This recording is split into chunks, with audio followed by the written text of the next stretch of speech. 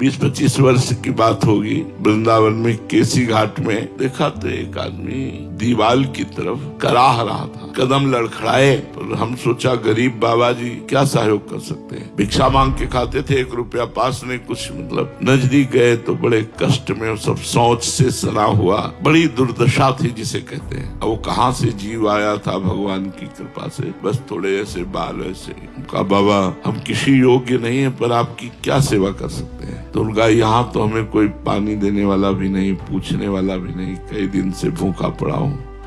यदि आप सुदामा कुटी पहुंचा दे तो सुनते हैं वहां संत सेवा होती है, तो कम से कम भोजन पानी तो मिल जाएगा। अब वहां से पहुंचाने के लिए आदमी चाहिए, रिक्शा चाहिए, व्यवस्था चाहिए। हमारे पास कोई व्यवस्था तो थी नहीं, सब ऐसे समेटा कपड़ों से ही तो उठाया उनको।